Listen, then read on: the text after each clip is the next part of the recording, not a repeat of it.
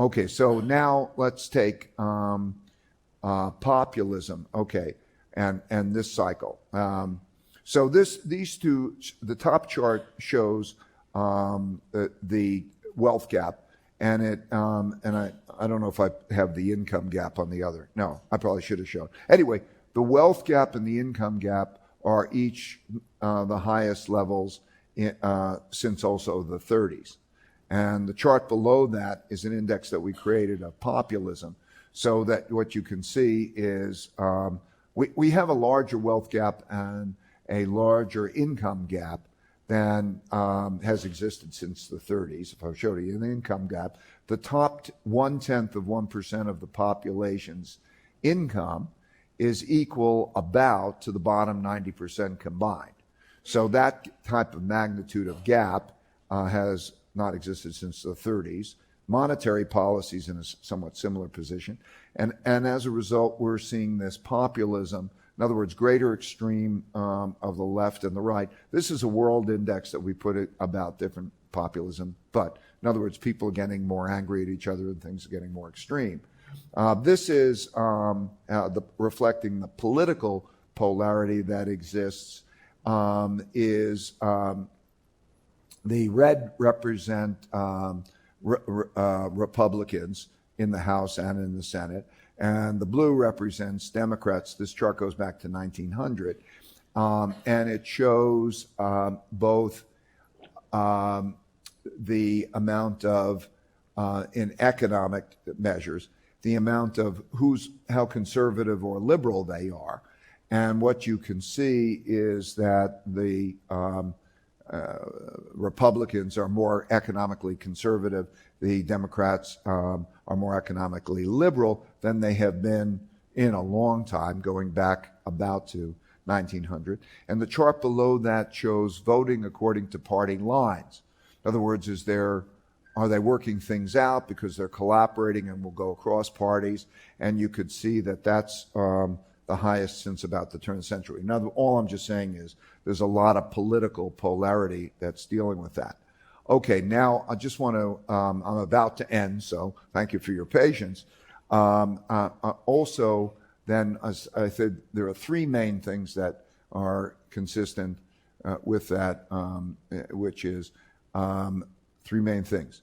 Internal conflict having to do with the wealth issue, wealth and opportunity issue. Second one is monetary policy and where we are in the economic cycle. And the third one is the rising of an external power, world power, challenging the existence, the power of an existing world power.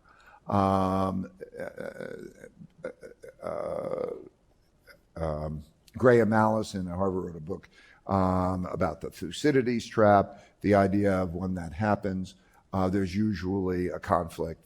There's conflict. That's happened in the last 500 years, 16 times, 12 times there's conflict, and there is a nature of conflict. As a matter of fact, from wars to peaces, period of war and period of peace, a period of war is a fighting for power, and who wins the war. It is then followed by a period of peace because no one wants to fight the world power. So like in the United States, World War II, the reason that it won the war, the United States had 80% of the world's gold, and so you came into a world order that was the United States world order, and that meant that that's why the United Nations is in New York, the World Bank and the IMF are in Washington, D.C., and the currency, as the reserve currency, is the U.S. dollar. And then you have a period of peace because nobody wants to fight that. Then you go through a cycle where then you have that particular conflict. This is an average measure going back to 1500 of power. It's a measure, I don't know if I showed I showed the components of it here in terms of the cycles, but this shows the rises and declines of empires by 6 measures, and I'll show you. It's 7 measures: economics, technology and competitiveness, the amount of economic output, the share of world trade, the size of the military, the size of the financial center, and whether it has a reserve currency. This chart is the average of those prior charts to give an average measure of power. And so you can see over that 500-year period, the ebbs and flows of the major countries' power in the world measured by the average of those two things. So the blue line is the United States, the red line is China.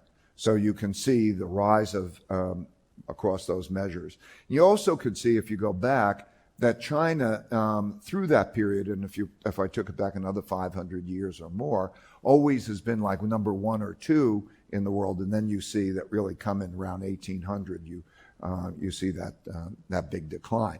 So we have a situation where we do have the rising power challenging existing power. There are 4 types of conflict that we're having. We're having a trade conflict, we'll call it a trade war. You have a technology conflict, so we'll call that a technology war. You have a geopolitical conflict, and then we could have a capital conflict. So those are the things that are going on. I'm sure I used up more than my allotted time, so I think I'll stop here and then take whatever questions you have. Thank you. By far the best investment you can make is in yourself. If you invest in yourself, nobody can take it away from you.